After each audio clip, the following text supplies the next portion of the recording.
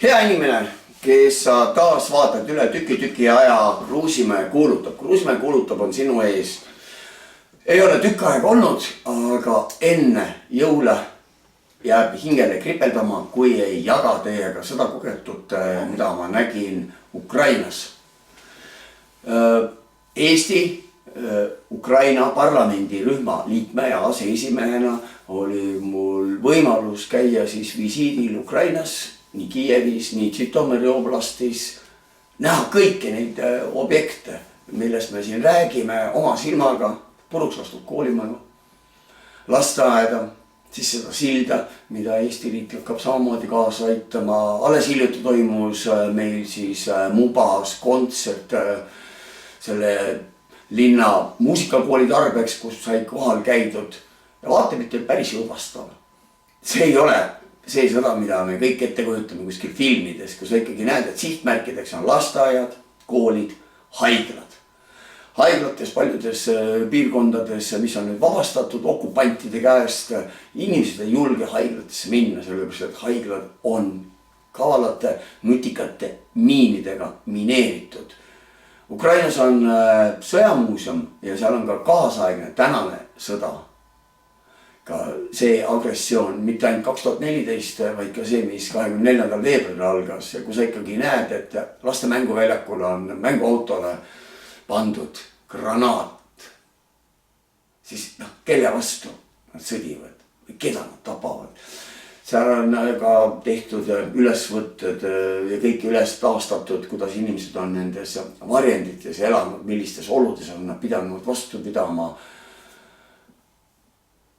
Kogu selle juures oli äärmiselt huvitav see, et elektrit ei olnud, et neil kõigil oli siis igal ühel oma mingi taskulamp või kes näitas mobiiltelefoniga selleks, et näitust näha.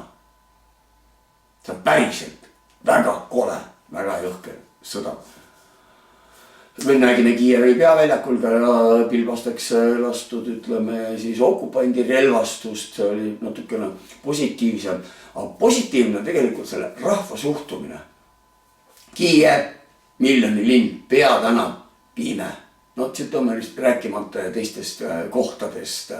Riik on pimeduses, sellepärast et nende elektritaristu on saanud ikkagi meeletud mataka. Aga kauplused toimivad, mõnes kohas küünlavalgel tehakse kõik paberi peale, pannakse kirja, kaardimaksed toimivad, ei toimi. Inimesed on õnnelikud selle üle, et neil on päevas 2 tundi elektrit, kus nad saavad pesu pesta, saavad kiirelt võib-olla midagi endale valmistada, aga peamiselt laevad endale akupankasid, sest nad ei tea, millal nad peavad varjuma ja mitu kuud või nädalat nad peavad seal all vastu pidama. Sel rahval on võitlustahet. Iga panus, mis me saame tegelikult anda Ukraina rahva jaoks, on seda senti väärt, sest nemad võitlevad praegusel hetkel ka Euroopa vabaduse eest. Ja inimesi, ma räägin, teeb rõõmsaks see. Üks suur murekoht, mis ma ise seal kogesime, on see, et linn on pimeduses, komandandi tund, aga inimesed on harjunud ikkagi tavalise, normaalse, tsiviliseeritud eluga. Jalakäja on harjunud minema õhtu hilja sealt üle, kus tema läheb ja auto on harjunud sõitma nii kiirelt. Neid hukkuneid on päris palju. Eesti välisministeerium on saatnud sinna ka helkureid. See on ainult üks mõte. Neil on abi vaja absoluutselt kõikides asjades. Aga jah, üllatav, et kui palju me oleme tegelikult sõltuvad elektrist. Ja eks ole ka olnud selle aasta tegelikult see suurem probleem. Elektri hinna meeletu tõus.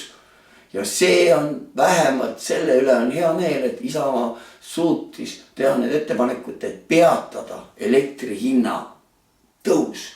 See meeletu tõus oli vaja peatada selleks, et me saame vaadata, kuidas me ise omal jõul saame hakkama, kuidas meil oleks see kaetud, et kõikidel inimestel oleks toas ikkagi toasoe, elekter ja valgus oleks olemas. Täna aastal 2022 enne jõule, et keegi ei peaks külmetama, nii nagu teeb seda Ukraina rahvas. Ukraina rahvas on kordades rohkem ka võib-olla võitlusvaimu täis, et pärast 24. veebruari, isegi pärast seda, kui me oleme kuulutanud Venemaa terroristlikuks riigiks, on meil arutuse all see, kas punamõrtsukate mälestusmärgid Eesti avalikus ruumis peaksid üleval olema või ei peaks olema. Päriselt või? päriselt nüüd, kus see ajaaken on meil nagu avanenud, leiavad meil sotsiaaldemokraadid ja kultuuriminister, et olla seal kuskil kunst või olla seal kuskil kultuur, et mikroskoobiga otsivad, aga sellega venitavad neid menetlusi. Täpselt samamoodi. Täna võtab Leedu Vabariik vastu otsuse, et Venemaa Föderatsiooni ja Valgevene Vabariigi kodanikelt võetakse ära relvaload ja sellega ühtlasi ka relvad tühistatakse. Meil Eestis aga see ei lähe. Miks? Sellepärast, et tubli kaitseliitlasest siseminister Lauri Läänemets leiab, et võib-olla on see liiga ennatlik meede ja juba eose toetab. Täpselt nii, nagu nad ei toeta ka eestikeelsele haridusele üleminekut ja täpselt nii, nagu nad ei toetanud avalikult ka tegelikult perehüvitiste seadust. Võtsid enda allkirja sealt tagasi. Nüüd, kui perehüvitiste seadus sai vastu võetud ja 3. lugemine oli, koht seda kiidulaulu, kõigil tuli see tegelikult see hea mõte. Aga ütlen ühte, Isamaa jaoks on perekond väärtus. Isamaa jaoks on oluline ka Eesti Vabariigi põhiseaduse paragrahv 28, 3. lause ütleb, paljulapselised perekonnad ja puuetega inimesed on kohaliku omavalitsuse ja riigi erilise tähelepanu all. Just sellepärast kutsutigi ellu see perehüvitiste seadus, millel on nii palju vastakaid. Kas 1-2 lapselised perekonnad ei ole väärtustatud? On küll väärtustatud, aga nad ei ole paljulapselised. Paljulastelistel peredel on palju rohkem kulutusi.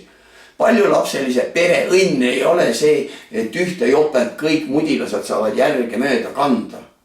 Paljulapseline pere tahab ka võib-olla käia kultuurisündmustel või minna äkki Hurghadasse. Tema ei saa 1 taksoga lennujaama, ta peab suuna 2 võtma. Paljulapselised pered vajavad seda toetust ja sel jõuluhetkel me kõik mõtleme tegelikult, kui suur võiks me pere olla ja millist perekonda ja milliseid jõulupidusid me mäletame. Nii kaua, kui tubades on lastekilked, Eesti elab.